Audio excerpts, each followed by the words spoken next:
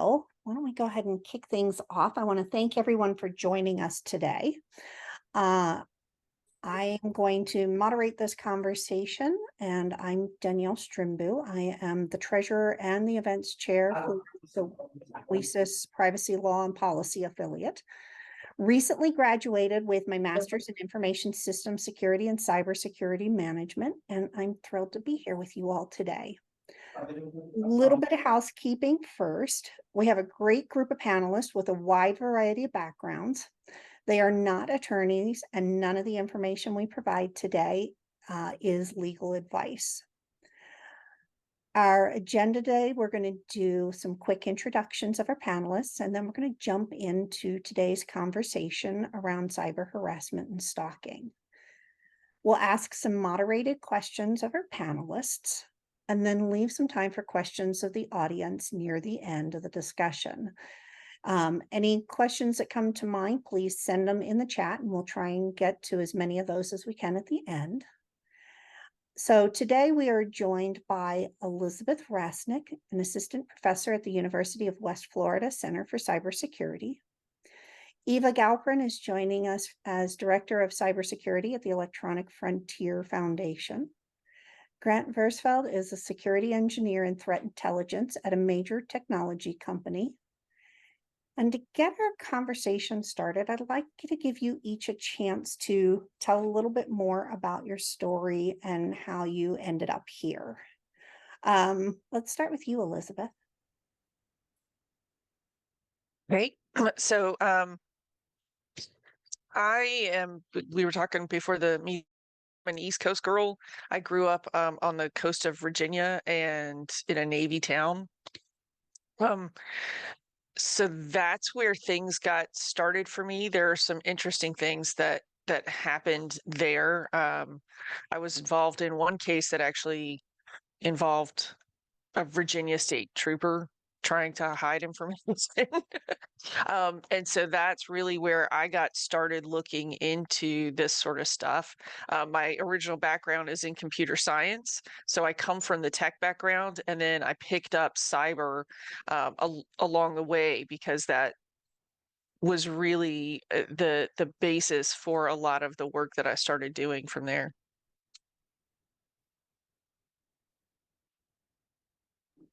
Thank you. Eva, let's find out a little bit more about you. Well, my superhero origin story is that I started out at EFF working on sort of internet censorship, especially in China, which moved into protecting journalists and activists as they were trying to sort of speak truth to power, and were increasingly being targeted by government surveillance, which led to chasing APTs. And then it turned out that the guy that I was doing most of my chasing APTs with for several years was a serial rapist. And a bunch of his survivors were really scared to speak out, because apparently he had threatened to spy on their devices. And I got so mad, I started helping survivors of sexual abuse with their technical problems, which led to the founding of the Coalition Against Stalkerware.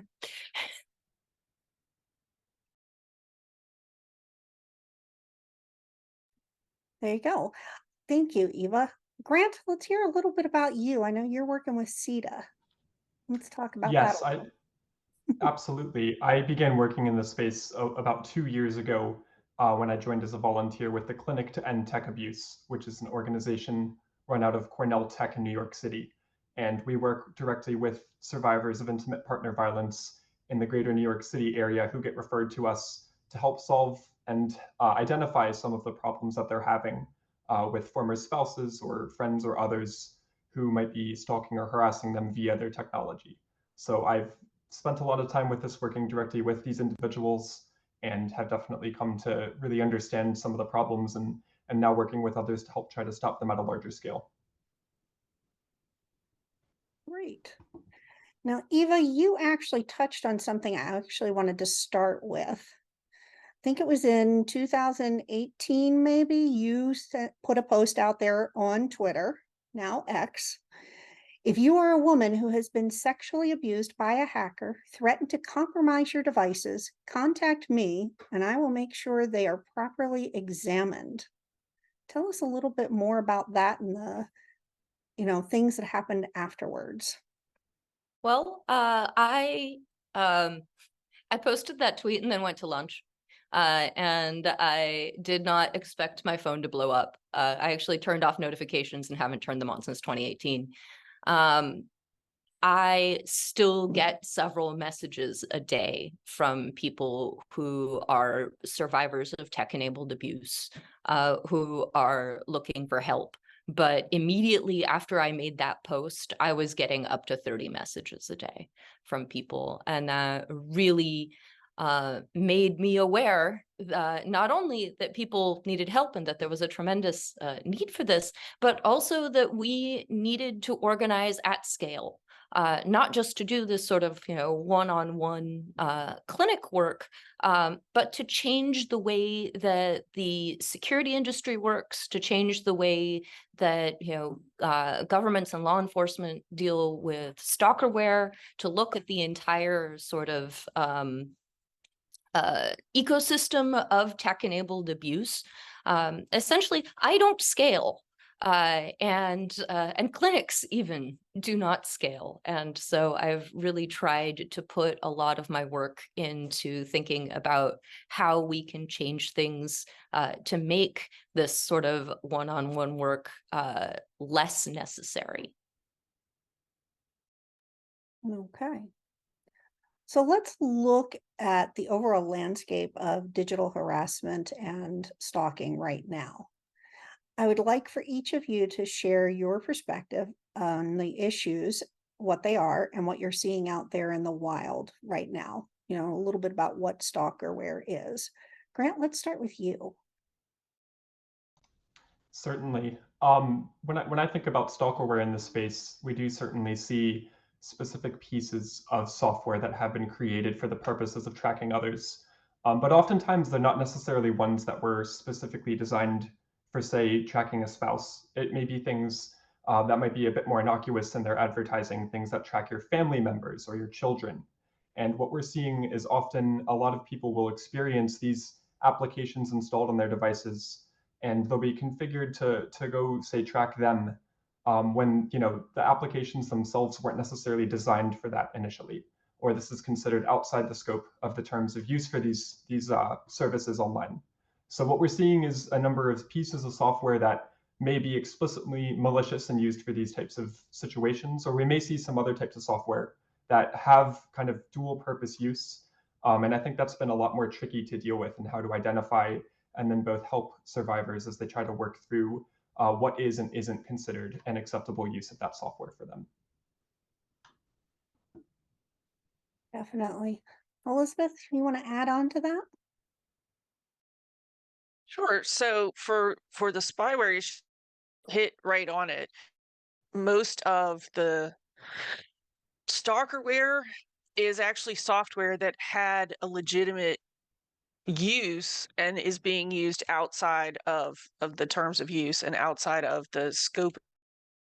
And it's things like hijacking the Bluetooth connections to people's home cameras and microphones and that sort of thing, and location data. So I get lost very easily. I need to use location data on my phone to get me from one place to another, but that makes me vulnerable to somebody that could intercept that data. So that's kind of bothersome, because tools that we should be using to help us are being turned against us. And in terms of what I'm seeing in the wilds, things like falsified identity to hurt people's professional reputation. So it's a revenge sort of thing. The stalking is because they didn't get their way in the physical world, and so they've gone online, try to cause difficulty and pain in people's lives. And then cyber stalking by someone who's been given a restraining order and they've been given a physical limitation, and instead of pushing the lines of the physical limitation, they go online to invade that person's space and their online environment. Okay. Eva, I'm not sure if you have anything to add to that. If you I got a do, few things. okay. Well, first of all, I do want to make it clear that when we're talking about stalkerware, we're talking about only a very small subset of tech-enabled abuse. It's the stuff that gets the most attention because it gives you complete control over a device and is therefore very scary and therefore very, kind of sexy for for journalists to report on. And it's also the thing that that most non-technical people think is happening to their devices when data starts to leak. The Coalition Against Stalkerware decided to focus on stalkerware, strictly stalkerware, just the stuff that hides on your device that makes you think that you are not being spied on when in fact you are being spied on, because it was the most clearly malicious. And therefore we could take, sort of the most effective action against it. Having said that, there is an entire ecosystem of other stuff that allows you to exfiltrate data from people's devices and also to physically track them. And that includes all kinds of software that does not completely hide on your device, where you don't know that you're leaking information because of a misconfiguration.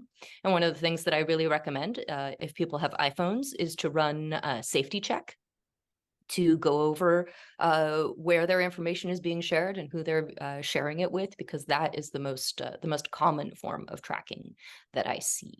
And additionally, we've seen the proliferation of Bluetooth-enabled physical trackers. AirTags have really done a lot to change the game for stalkers because AirTags are very cheap. They are ubiquitous, and you can just sort of keep leaving them on, on someone's car or in a bag or something and get data about who they are and where they're going. And AirTags, because they use the entire network of Apple products with Find My turned on as sort of their snitch network, are really effective, especially within cities. However, Apple has turned on these mitigations that will alert you if an AirTag is traveling with you after a certain number of hours.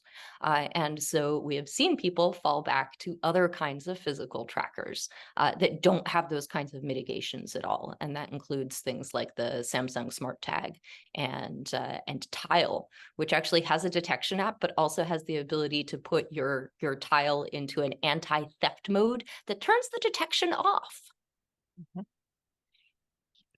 Interesting. I didn't realize that about Tile. I knew AirTags, and that was one of the things we wanted to talk about today. So I appreciate you bringing that up. I know, Grant, that CETA has been involved in some things with that as well. You want to talk a little bit about that? I know I read one story about a woman, I think down in Tennessee.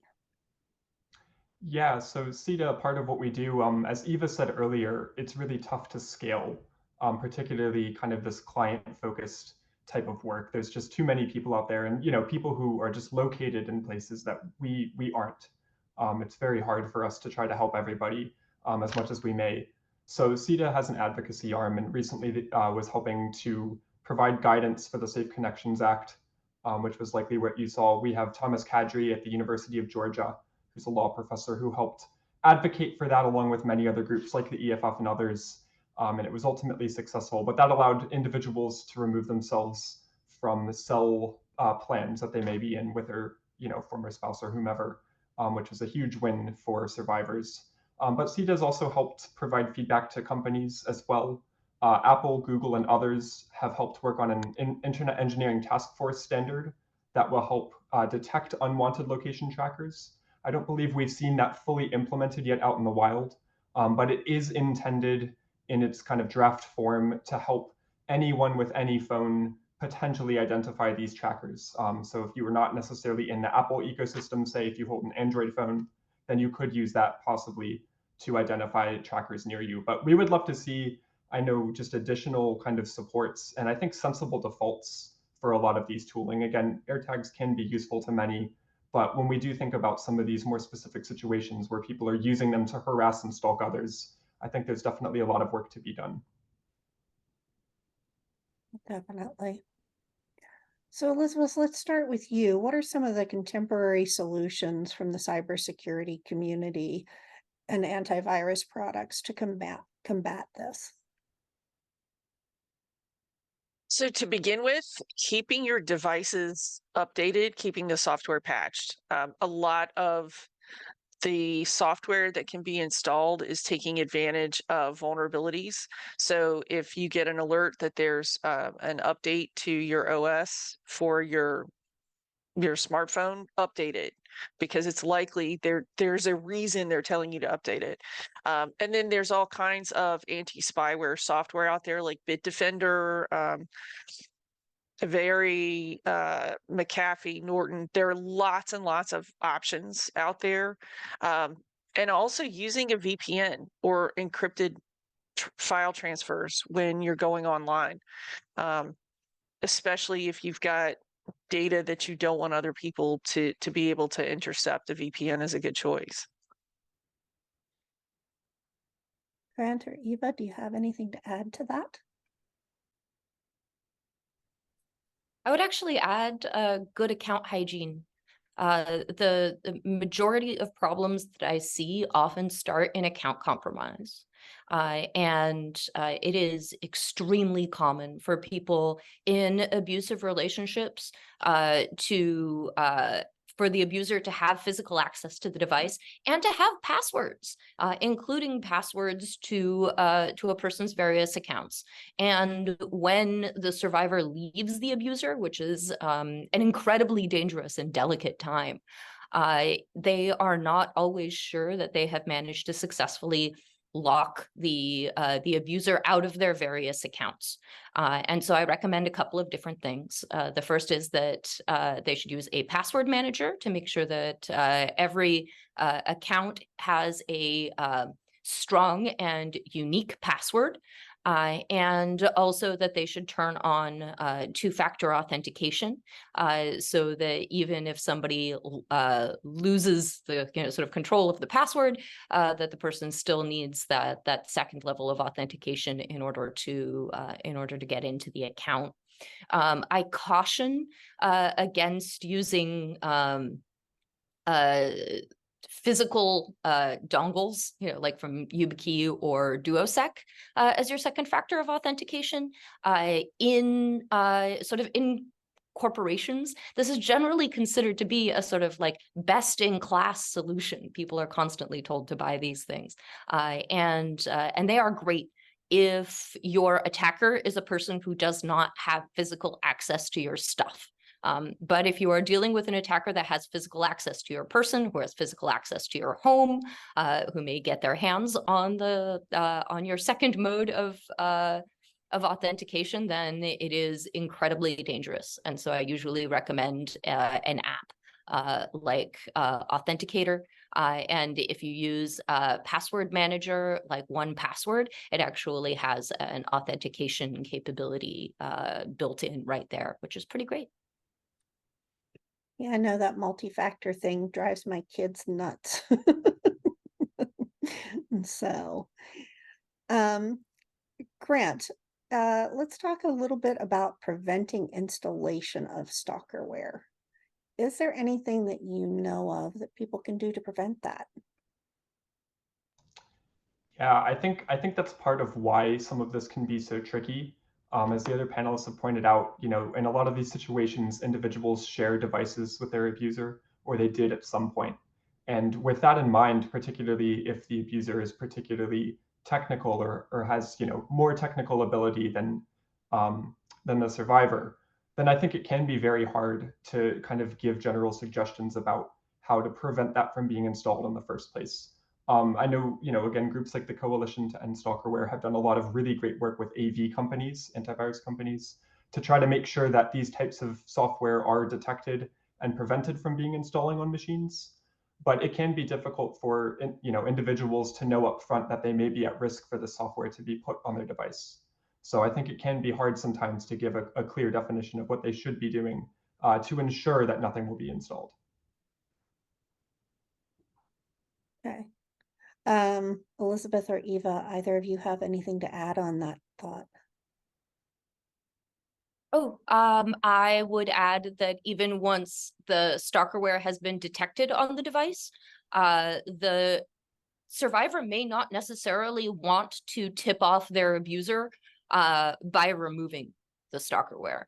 Detection is really important, and this is one of the reasons why I chose to focus on ease of detection with the Coalition Against Stalkerware, and that is because knowing that you are being watched and understanding how you are being watched is extremely useful for a survivor in order to sort of create a bubble of safety.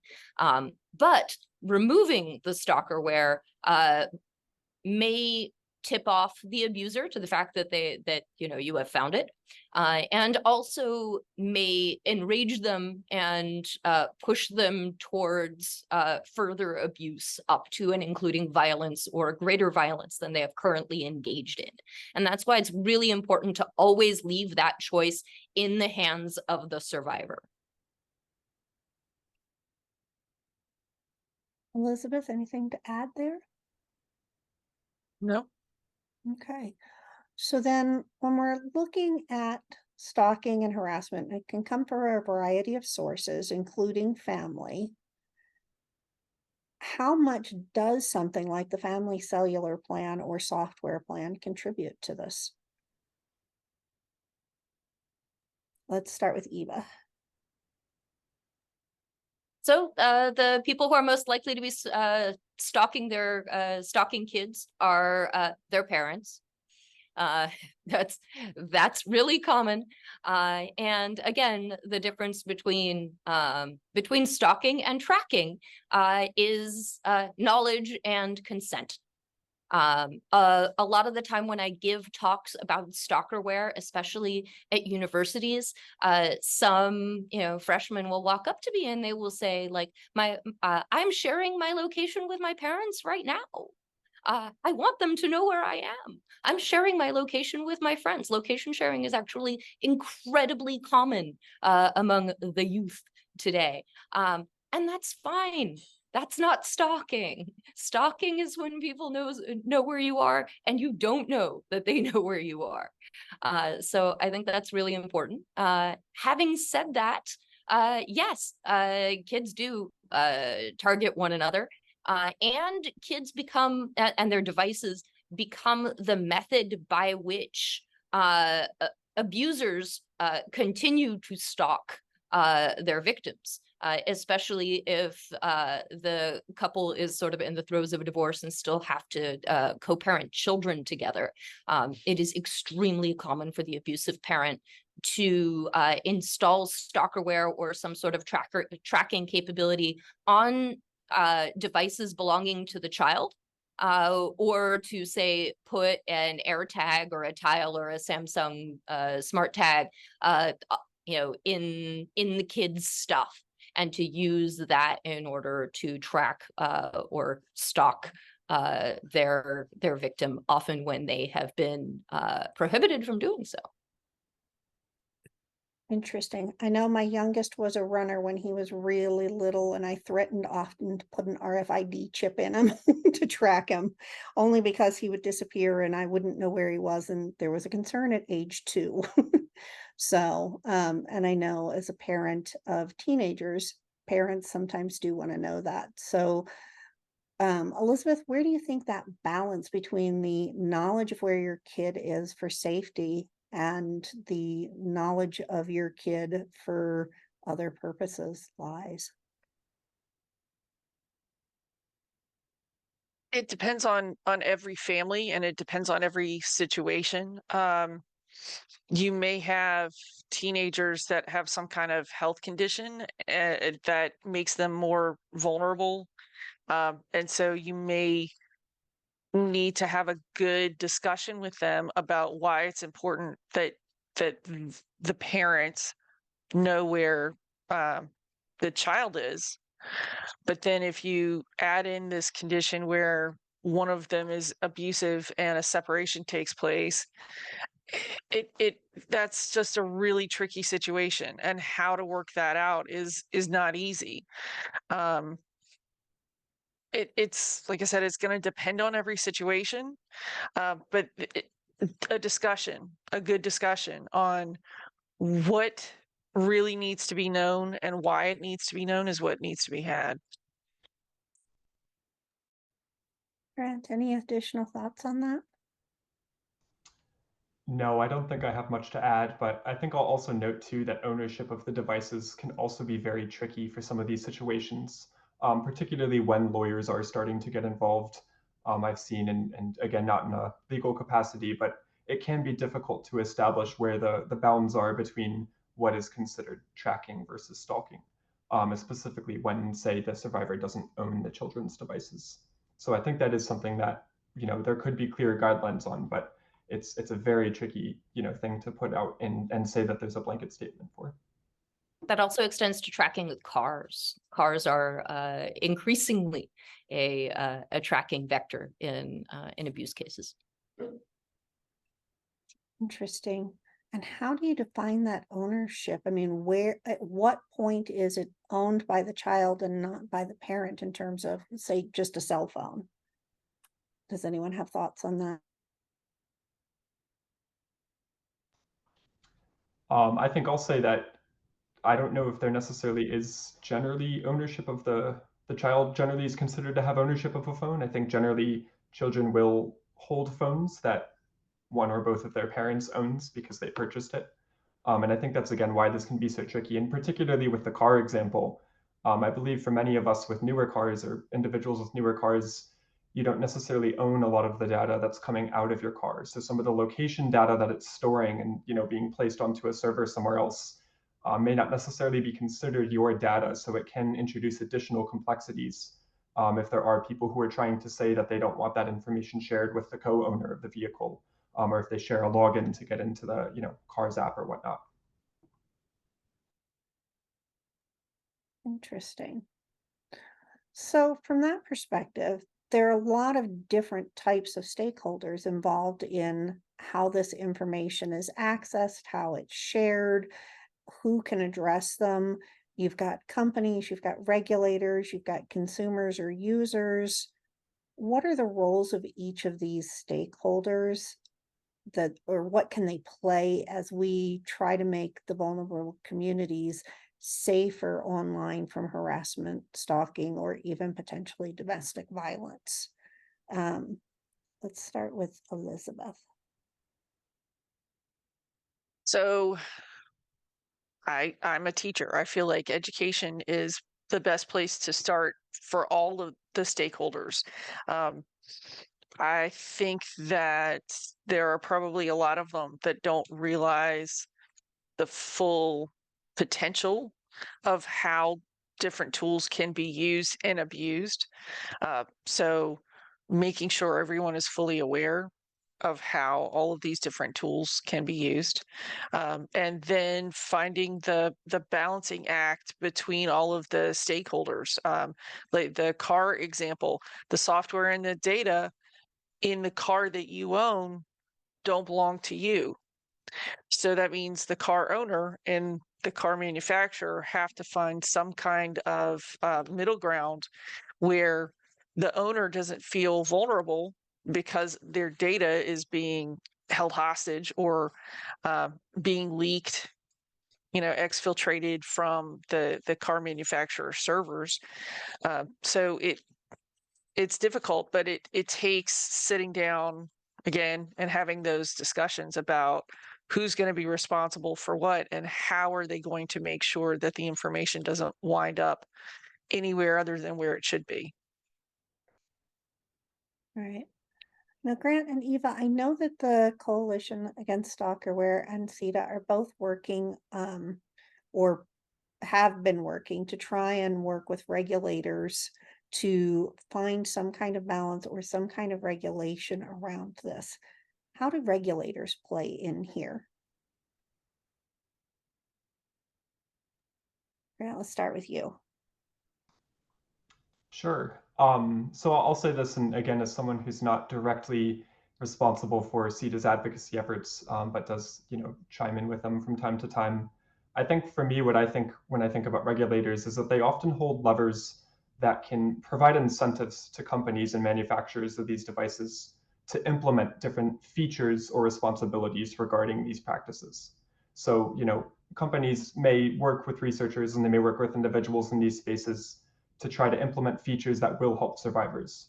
But regulators hold different tools that can perhaps compel them, or at least require them, to think about these problems a little more seriously or more in depth. And I think that that's a powerful tool that we should continue to strive to work with. Eva, what do you have to add in here?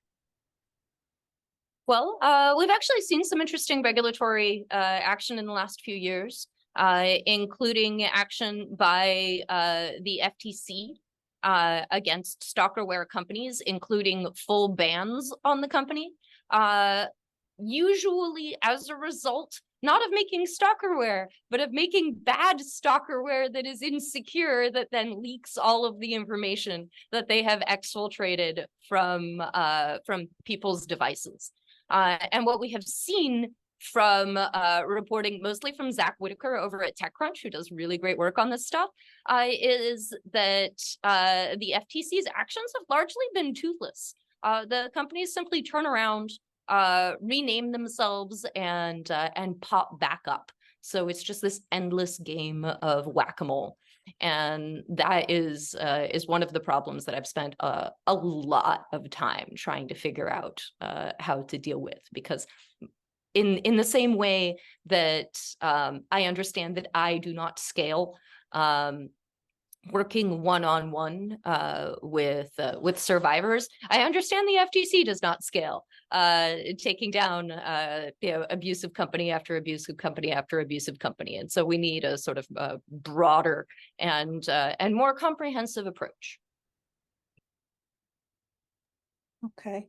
Now, I was doing some reading before this, and I know in 2021, the Clinic to End Tech Abuse and Electronic Frontier tried to work with others that were dedicated to protecting survivors with Congress to pass some laws to help victims. Where do we stand on that? Eva? I think Grant already talked about the Safe Connections Act, which was sort of our contribution to this, and the part of the Safe Connections Act includes language that makes it easier for a survivor to peel their phone off of a family phone plan without any kind of penalty when they're leaving their abuser. One of the big problems that we see, again, in this extremely delicate and difficult moment when a survivor is leaving their abuser, which is often the point at which an abuser will escalate to violence, including murder, is that the survivor needs their phone. Their phone is their lifeline. This is where you have all of your contacts. This is where you have all of your photos. This is where you have all of your passwords. And they don't necessarily want to give their phone number up, because on one hand, you don't want to be contacted by your abuser, but you also would like to continue to be contacted by your entire support network. Having said that, frequently in families, all of the phones in a family are on a family plan. And that family plan is controlled by the head of household, who is usually not the survivor and often is the abuser. And the abuser has all kinds of ways of seeing what the phones on the family plan are doing, including in some cases physical tracking, but definitely a record of all calls, which can be very revealing, and a record of all text messages, which can be extremely revealing. And so we thought it was extremely important for survivors to be able to sort of ditch that tracking while maintaining their lifeline in this extremely important and potentially dangerous time in their efforts to get away from the abuser. Okay, interesting. All right, I'm going to switch over. We got a couple of questions out there from some participants. I've got one here from Amy. Who are the most targeted groups age-wise? And when should we start talking to our kids about stalkerware? Grant? I think that's a really good question. I don't know if I've seen any particular trends among the ages of individuals that I've worked with. There have been younger individuals and older individuals, and certainly everyone in between. So I think that particularly now, is, if people have children or if they have younger family members or friends that they're speaking to, it never hurts to start talking about this early. And I don't think it hurts to talk about it with anybody. Even if you are just speaking with friends of any age, just to make sure that people know that they have a support network or people that they could come to in any situation. I think that's just absolutely critical. Elizabeth, are there actual resources for people who want to learn more about this and how to protect themselves from this? Oh, gracious, yes. Loads of them. So let's see. If you go to the Keeper Security website, they have a really good set of resources there. Also, the CISA, CISA website. That's the federal to national level website, and they have an entire list of resources for where people can go, how they can get help. And because that's on the national scale, they will also mention different attempts at getting laws passed. They'll mention which laws are currently before Congress, what's being considered, what's passed. So there are a lot of good resources there as well. And Eva, I'm sure you've also got resources on the Coalition Against Stalkerware. Yes, the Coalition Against Stalkerware has a website, www.stopstalkerware.org. EFF also has a guide to privacy and security online called Surveillance Self-Defense, and you can get to it at ssd.eff.org. Wonderful. All right, and another one on the regulatory point. There's a lot of talk about baseline cybersecurity regulations across the federal government, especially after the release of the White House's National Cybersecurity Strategy. What can advocates do to ensure these regulations reflect the fact that attack vectors used by abusers may fall under traditional cybersecurity best practice? Example, dongle user authentication that you all provided. And relatedly, is there a role baseline cybersecurity regulation can play in doing a better job of incentivizing tech companies to protect the interests of survivors? Eva, let's start with you.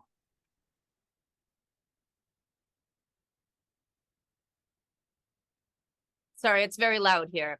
I should pass. No worries, I understand. Grant? Personally, there've been a lot of talks recently regarding introducing a strong national federal privacy legislation. In my personal opinion, I think that having such a framework could help some of these efforts. Certainly wouldn't solve everything, and there's a lot of nuances with kind of what the exact best practices would be in such a standard. But I think that having that discussion and really trying to implement some type of baseline would be really helpful in getting everybody on the same page, to at least start the conversation about how we can think about some of these issues more deeply. Yeah, that's interesting. You talk about the national, a national privacy more broad.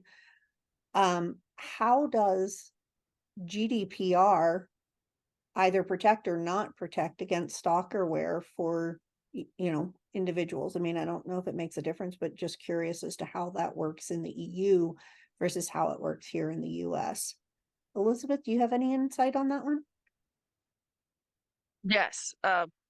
So GDPR actually does a very good job at requiring the user So if it's a cell phone, the cell phone owner, if it's a smart car, the car owner, to be informed anytime their data is being used beyond the initial user agreement. So anytime it's being used at all outside of that regular scope. And then anytime there's a breach, they're required to report it much more quickly than they are here in the States. They also have data can be used by the owner of the data is entirely different over in Europe, and they're allowed to use it for far fewer reasons than they are here. And so because of that, it travels less, and so there are less opportunities for it to be misused. Okay, Eva, I don't know if your sound has gotten any better, if it's gotten quieter where you are or not. No, okay. So, Grant, what do you think the odds of us passing something along the lines of GDPR? That is a great question. I personally sure hope that we are able to do something like that, but I don't know if I would be able to say what the odds are right now. No, totally understandable. All right, does anyone else in the audience have questions that they would like to get answered?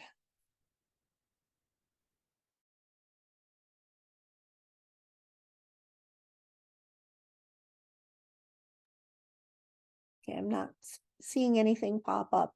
Is there anything to any of the three of you? Is there anything that we haven't covered that you think is important for us to touch base on at the moment?